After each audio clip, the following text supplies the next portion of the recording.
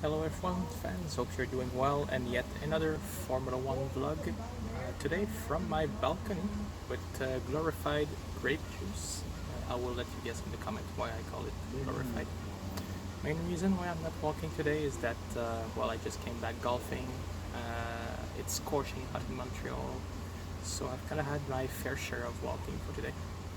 So, yeah, let's just enjoy the evening here in Montreal. We have many topics to cover today.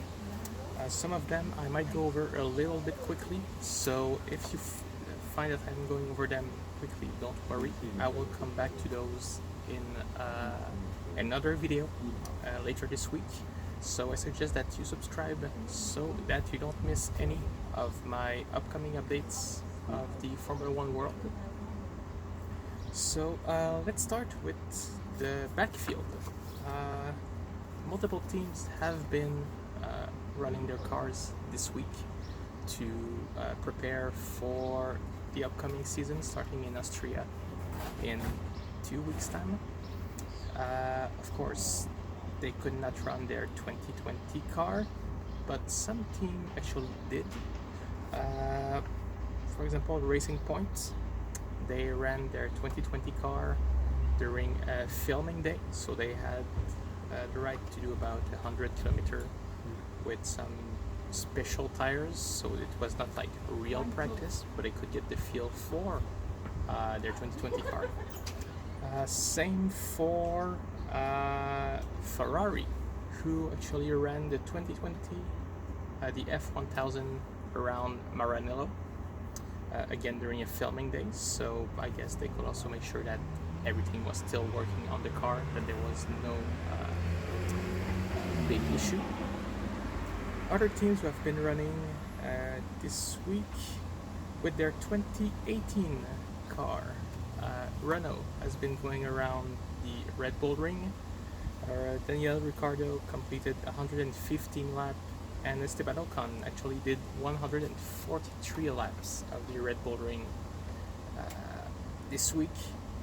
So I think they get the feel of what is a Formula One again, and they'll be ready to go on track. And McLaren sadly cannot run their 2018 car, or actually any other of their recent car, because Renault will not provide them with an additional engine, and I guess Honda surely will not either for the previous car, so they could not run this week. But Sainz and Norris both did some Formula 3 around Silverstone to get back in single-seater, so now they are at least accustomed again to what it is to be in a Formula car, which obviously is not the same as a Formula One, but you know, it will work out somehow. Now we are going to some of the biggest news, and this is where it might go a little bit quickly, but don't worry, like I said, I will come back later this week with other videos. Subscribe so that you don't miss them. First, I think we should look over some of the measures that will be taken by the Formula One and the FIA in terms of social distancing in the first few races of the year at least. There was, I think, a 74-page document that was issued at the end of last week. I did not read it all. I've read some comments here and there, and you know, the big lines of it. But here are some of the main points that came out of it. So obviously, they will ask all the teams to observe social distancing of at least 6 feet or 2 meters. Everyone will have to wear a mask and be responsible about what they are doing, about their actions. We don't know really what will be the grid process like right before the race. You know, we all remember that Usually it's the car going on track 40 minutes before the beginning of the race, and you have all the mechanics, all the drivers, and all those fancy people on the grid. So they might, some suggestions that were thrown were that there would be no grid process. Every car would just get out of the pit lane, and that would be the installation lap. Some suggest that we might have a grid process, but limit the number of mechanics and limit the number of people on the grid.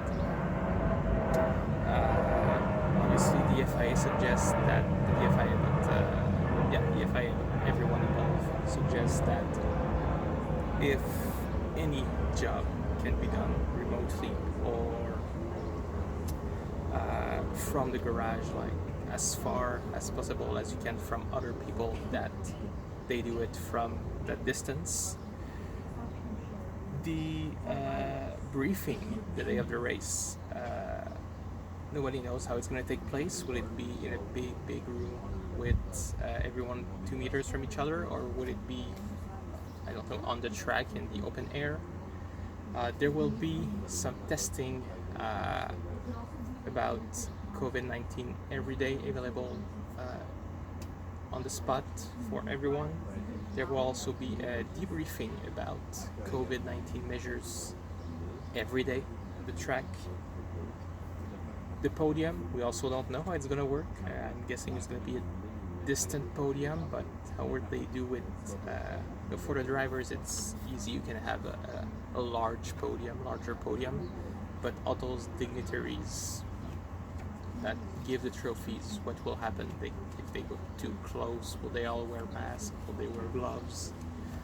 We don't know that. And also guess that they will not be spraying champagne after the race, though. Will they be spraying anything? And even champagne's like, it's alcohol, so I guess it's already pretty bacteria free. It's pretty safe. But one thing's for sure, nobody's gonna drink from Daniel Ricciardo's shoes except from him. Still on the social distancing subject, article came out just today, as I'm recording this, with Andrew Green, who is technical director at Racing Point, saying that it's going to be pretty tricky for all the mechanics to operate around the car, that if there are some damage, repairs could take up to twice as long compared to a normal race weekend, meaning that if an engine blows in FP3, or if there's some emergency repairs to be done before a session, it might be very, very tricky, may not even be possible to do that at this stage. Like if there's an emergency engine change right before a race or right before qualifying, it may not be possible to be done, so they will have to see how they operate. Like I just mentioned, it could take up to twice as long to replace an engine, and we know it can take a lot of time to replace an engine. Those cars are so complicated. So we'll have to see. I guess every driver will be asked to be very careful not to damage their car during the session, because if they don't have time to repair, that's really, really not good. What else do we have? More news about Racing Point. Their new factory that's being built next to the old one will be delayed by at least 1 year, and this is all due to the coronavirus issues. Everything was going well. They were planning to move to that factory at the end of the summer, but ended up deciding that because there was no work done on this new factory for a few months now, that it would be better to just postpone by a year. So instead they're gonna wait until August 2021, which is not a bad thing. They plan to actually move all the stuff from the old factory to the new one during the summer break, which is going to be a lot easier since nobody's going to be working on cars. And it's going to be also a big plus for the team. You know, if they're getting a new factory, getting rebranded Aston Martin, it's going to really help them. You have to remind you that they are currently using the old Jordan factory built in 1991. So it's like a huge factory made for 150 people with the size of today's team. So they're like 800, I don't know how many. So a lot of people are already working remotely or from other little places. Now they will have one big place where they can all gather. Other small news from Haas. They seem to be here to stay, which is great news for everyone. Especially with the budget cap coming, it seems to be encouraging Gene Haas to stay in Formula One. With the budget cap that's going to be 145 million next year and keep dropping every year, it's going to help a lot. Haas might not reach the budget cap, they might be 20 million, 10 million under it, but according to Gunther Steiner, team principal, that's a good step in the right direction already.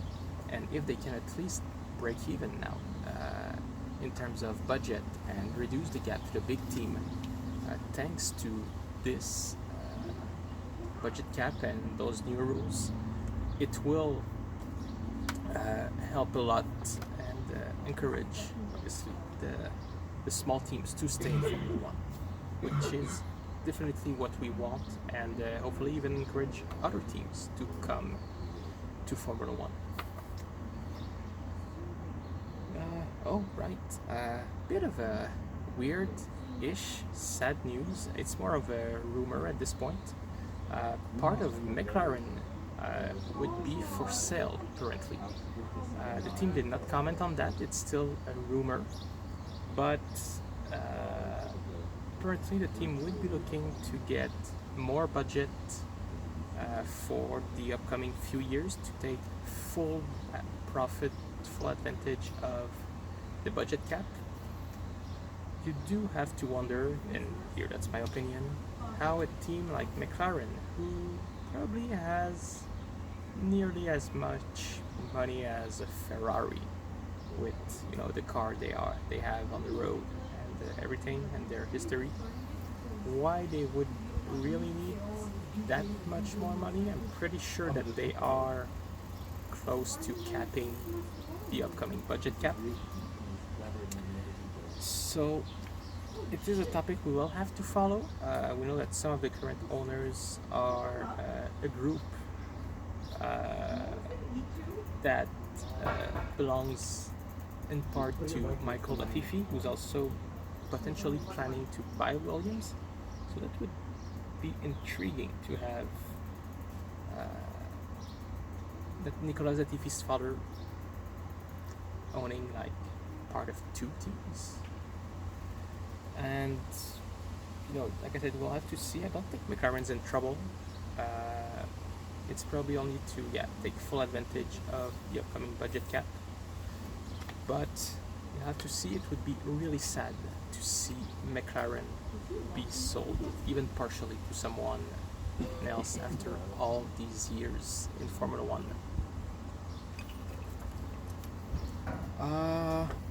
So I also wanted to talk about comeback on Andy Cowell leaving Mercedes. I'm going to keep that for another video as time is running short and I actually hear my oven bell ringing, so supper is ready. Thank you for watching. Please subscribe, leave comments, tell me what you think about these news. Quickly, the latest Beyond the Grid is out on the official Formula One channel with this week with Alex Zanardi, who raced in the 90s, beginning of the 2000s, had some really big scary crashes, talking all about that, talking about his career. So listen to it, Beyond the Grid, and I will see you back in another video real soon with more news and come back on the Mercedes Andy Cowell departure. Thanks.